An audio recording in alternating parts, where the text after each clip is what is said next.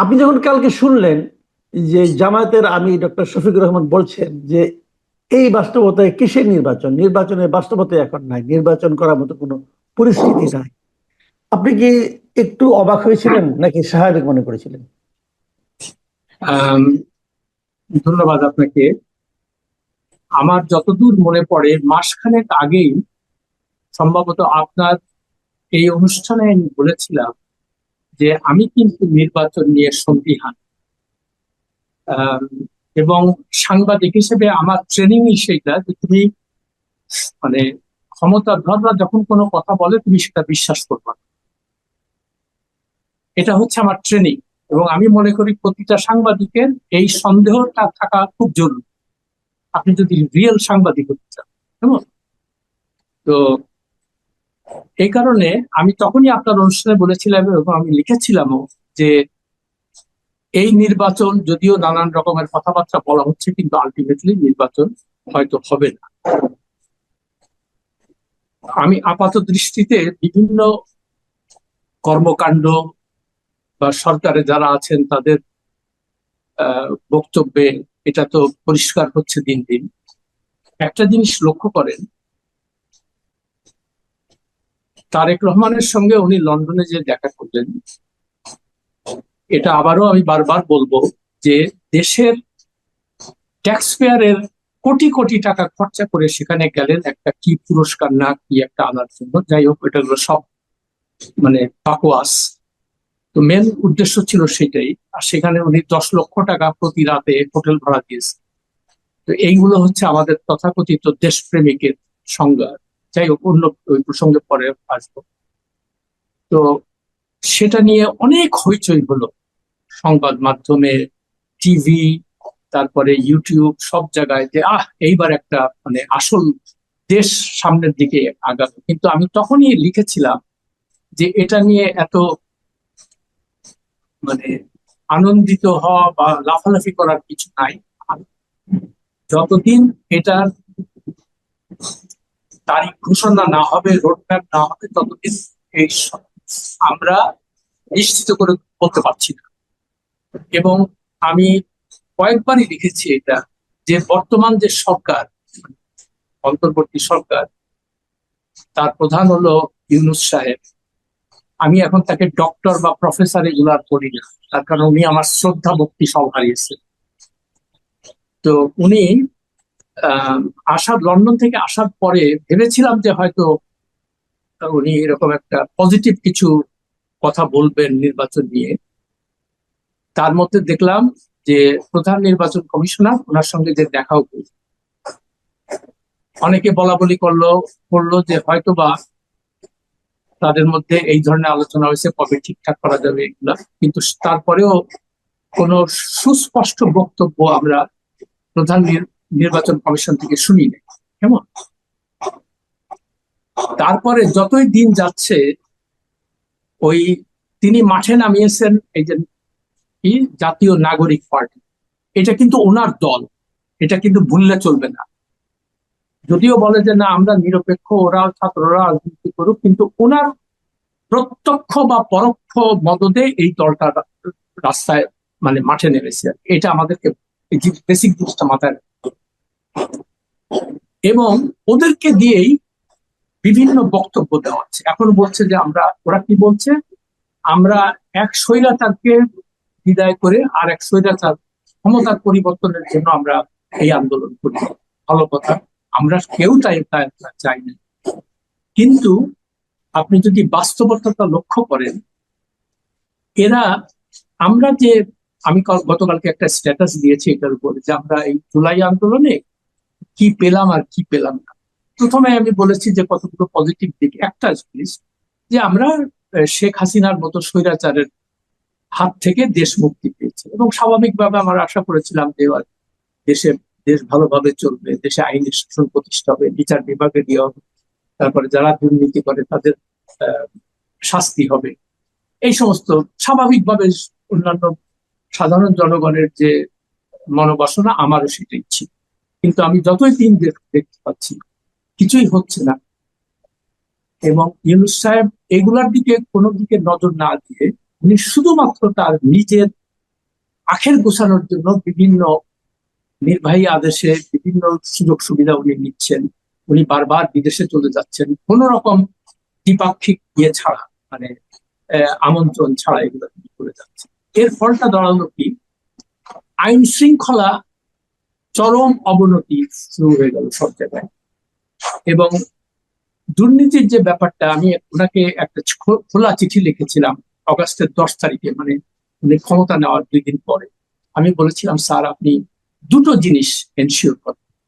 একটা হলো দুর্নীতিকে আপনি মানে যে কোনো ভাবে এটাকে দমন করার চেষ্টা করেন, এবং 2 নাম্বার, আপনি আইনের শাসনটা প্রতিষ্ঠা করার চেষ্টা করেন, আইনকে তার নিজস্ব গতিতে চলতে দেন, সঙ্গে সঙ্গে সঙ্গে বিচার বিভাগের স্বাধীনতা নিশ্চিত করেন, যাতে কেউ কোনো ব্যক্তি অর্থ বা ক্ষমতা বলে বিচার বিভাগকে প্রভাবিত না করে, বিচারকে যেন প্রভাবিত না করতে পারে। এটাই আমাদেরকে চাওয়া ছিল বড়। আমি তারপরে বললাম যে স্যার, এই দেশে তো ক্ষমতাধর যারা তারাই দুর্নীতির মধ্যে বেশি জড়ায়, কেমন তারাই দুর্নীতি করে। ফলে আপনার প্রথম কাজ হবে, যেহেতু আপনি একজন সৎ মানুষ হিসেবে পরিচিত, আপনি আপনার নিজের অ্যাসেট ডিক্লেয়ার করুন। ডিক্লেয়ার করার ফলে হবে কি, তখন মানুষের মনে হবে যে না, এই একটা ভালো লোক আসছে। আর আপনার পরে যারা ক্ষমতায় আসবে তারাও একটা অব্লিগেশনে থাকবে যে আমাদেরও এই অ্যাসেট ডিক্লেয়ার করতে হবে।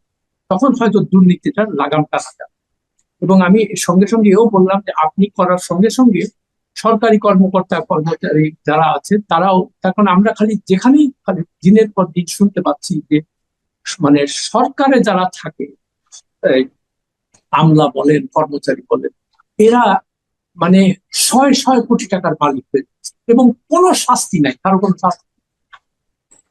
আর এইগুলোর বৃদ্ধি পায় তখনই যখন আপনি কোনো অন্যায় করে পার পেয়ে যান, মানে যখন আইনের শাসন না থাকে।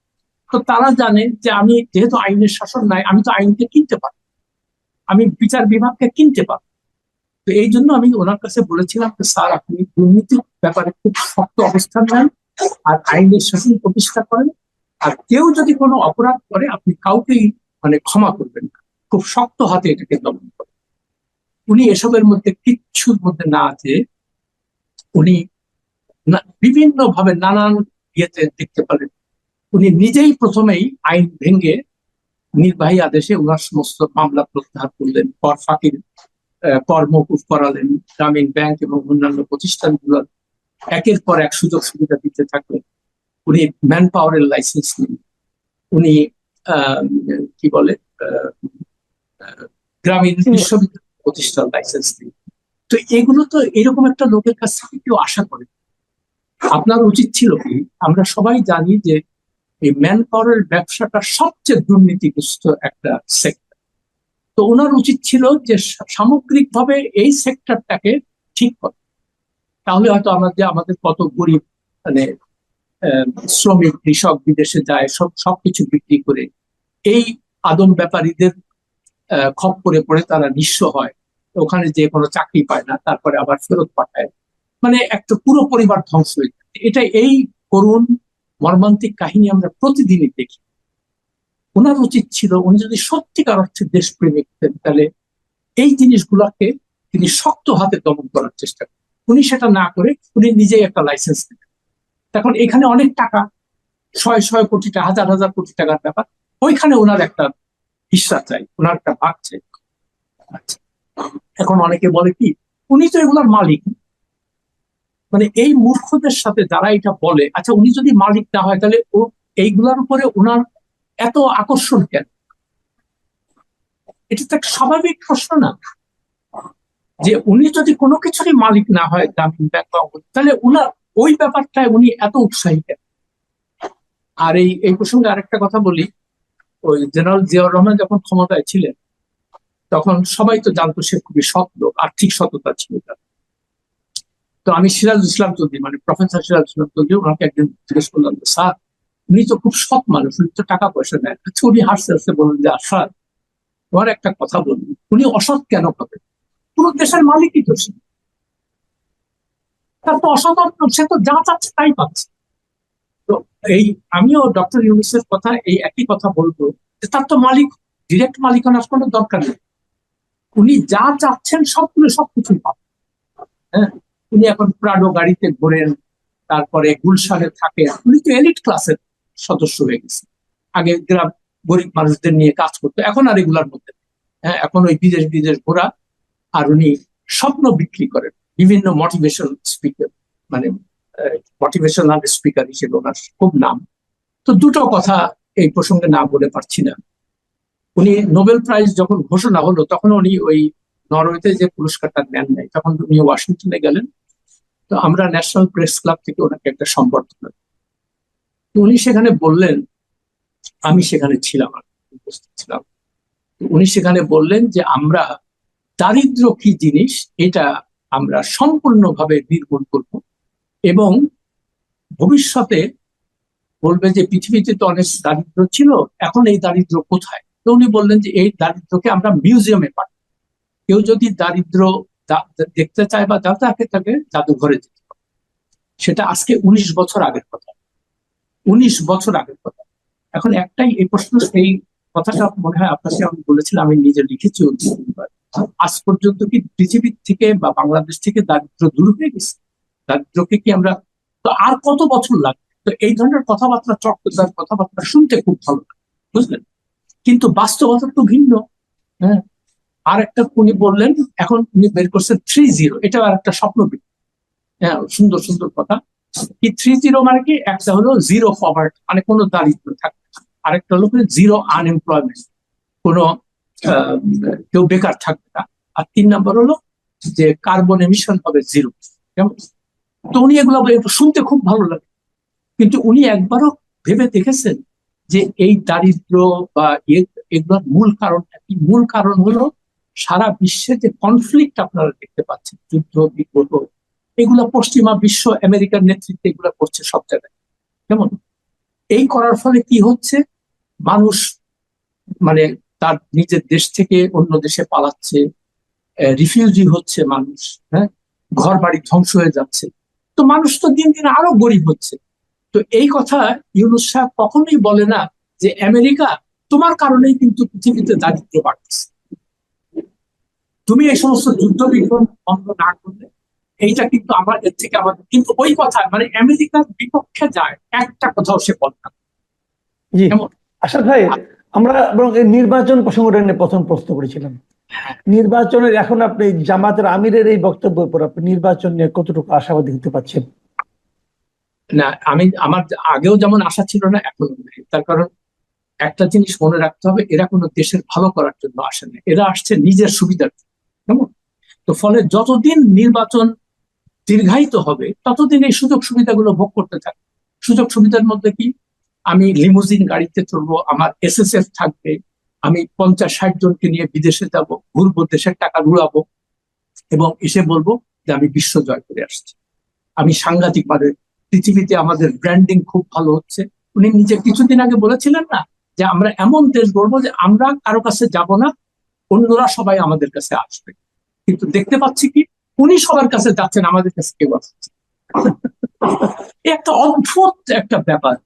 যে আচ্ছা, তারপরে ওনার যে মূল যে সংস্কার যেগুলো ছিল, যেমন আমি আপনার অনুষ্ঠানও বলেছি আগে, যে আপনি নির্বাচন ব্যবস্থা মানে সংস্কার করবেন। নির্বাচন ব্যবস্থার মূল সংস্কারটা হবে এমপিদের যেন কোনো আর্থিক ক্ষমতা না থাকে। তারা জেলা উপজেলা সব জায়গায় তারা ওই ভাগ বাটোয়ার, মানে কে কোথায় টাকা পাবে এটা তারা, এদের কোনো এই দায়িত্ব থেকে তাদেরকে সরে দিতে। তারা শুধুমাত্র আইন প্রণয়ন ছাড়া অন্য কোনো কাজ করবে না। আর ইলেকশনে নমিনেশন পাওয়ার সঙ্গে সঙ্গে তাদেরকে তাদের ব্যক্তিগত সহায় সম্পত্তি পাবলিক, এই দুইটা জিনিস যদি করতে পারতেন, তাহলে দেখবেন নির্বাচন ব্যবস্থা অনেক উন্নতি। কিন্তু সেদিকে উনি গেলেন না। উনি কি, আচ্ছা ইয়ে করো, কি বলে, ওই করিডোর দিয়ে, মানবিক করিডোর দিয়ে দাও, এটা কিন্তু তাদের কোনো এজেন্ডার মধ্যেই ছিল না। তারপরে কি পাবে, ওই স্টারলিংক নিয়ে আসা হয়েছে। কেউ কি চেয়েছে বাংলাদেশে যে আমার স্টারলিংকের দরকার? কেউ চায়নি। আচ্ছা, উনি মনে করলেন যে এলন মাস্কের মাধ্যমে তার সাথে খাতির যত্ন করে যদি ট্রাম্পের কাছে আমি পৌঁছে দিতে পারি। মানে বেসিক্যালি ডিসঅনেস্ট একটা, মানে এই লোকটা মানে, তো এই ধরনের দেখেন। তারপরে কি এই সমস্ত জিনিস করে করে সে একটা বিতর্ক সৃষ্টি করে। ও তারপরে কি, ইয়ে করো, ওই চট্টগ্রাম বন্দর ডিপি ওয়ার্ল্ডকে দিয়ে দাও, এটার কোনো দাবি ছিল কারো কাছে?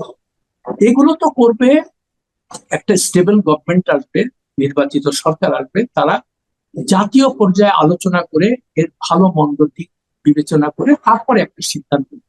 আপনি তো এক্সিকিউটিভ অর্ডারে এগুলো করতে পারেন না, আপনাকে তো সেই ম্যান্ডেট কেউ দেয় নাই। তো এখন আপনি বলতেছেন আমার সবকিছু আমার ম্যান্ডেট। এগুলোর একটাই মাত্র উদ্দেশ্য, কিভাবে নির্বাচনকে বিলম্বিত করা যাবে। আর কন্ট্রোভার্সি হবে, কন্ট্রোভার্সি হলেই মানুষ ওইগুলো নিয়ে কথা বলবে, নির্বাচনের কথা বলবে। এখন কিন্তু নির্বাচনের কথা কেউ বলতেছে না।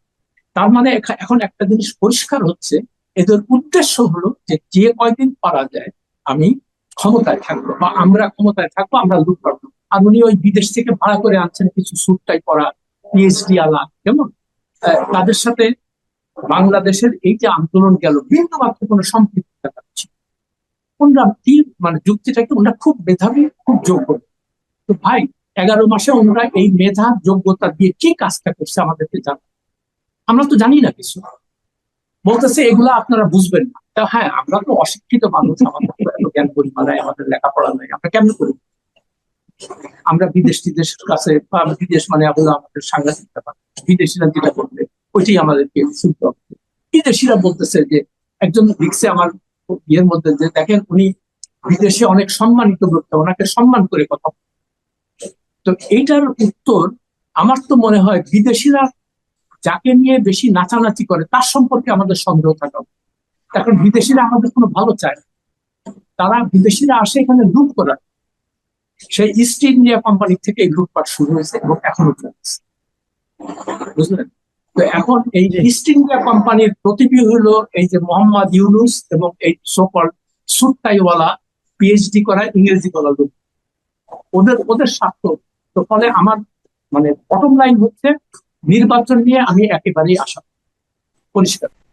আরেকটা কথা, এই যে 1 বছর হয়ে গেল জুলাই বিপ্লবে, এই 1 বছরে আপনার কাছে কি মনে হয় সবচেয়ে বড় অর্জন আমাদের কোনটা? কিছু না কিছু তো পেয়েছি, বড় অর্জন কোনটা, অথবা বড় বিসর্জন, অথবা বড় কোনটা, সংক্ষেপে যদি বলেন। ওই অর্জনটা তো আমি গতকালকের পোস্টে বলেছি যে হ্যাঁ। প্রথম অর্জন হলো যে আমরা হাসিনার মতো স্বৈরাচার থেকে দেশকে মুক্তি, আমাদের মানে নিঃশ্বাস বন্ধ হয়ে আসছে যে এইরকম লুটপাট, এরকম অবিচার, এই এইগুলোর থেকে অন্তত আপাতত। তারপরে স্বাভাবিকভাবে আমরা যেটা আশা করেছিলাম যে এর থেকে আমরা ভালো শিক্ষা নিয়ে আমরা ভালো এটা। এবং ইউনূস সাহেব যখন দেশের দায়িত্ব নিলেন, সবার মনেও বা সবার মতো আমারও খুব আশা জেগেছিল যে না, এই লোকটা একটা ভালো লোক।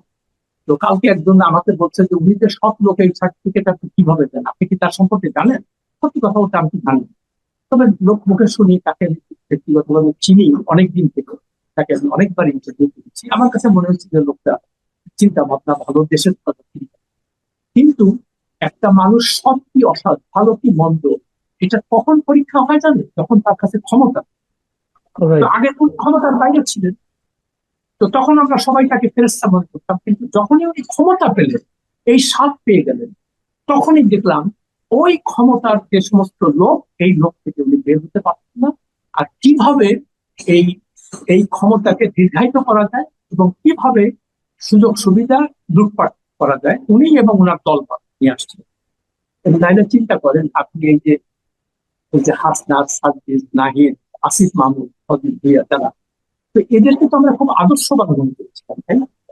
আমি বলেছিলাম যে এদেরকে আপনি প্রত্যেকটা সরকারি অফিস এবং থানায় এদের পোস্ট মানে দিয়ে দেন, ওয়াচডগ হিসেবে রাখেন, তাহলে মানুষ অন্তত মুক্তি পাবে দুর্নীতি থেকে। কমা কয়েকদিন পরে এসেই এরা মানে 5-10 টাকা, 1000 টাকা তা না, শয়ে শয়ে কোটি টাকা পাবে। এক ব্যাপারকে জিজ্ঞেস করেছে যে আচ্ছা সার্ভিস হাসনাত, তোমাদের তো কোনো ইনকাম নেই, তোমরা এই প্রাডো গাড়িতে কিভাবে চলো? তোমরা আগে মানে হোস্টেলে থাকতা, মেসে থাকতা, এখন তোমাদের 7,000 8,000 টাকা দামের ঘড়ি তুমি পরো, তারপরে তুমি এত দামি দামি এই প্রশ্নগুলো কেউ করবে না।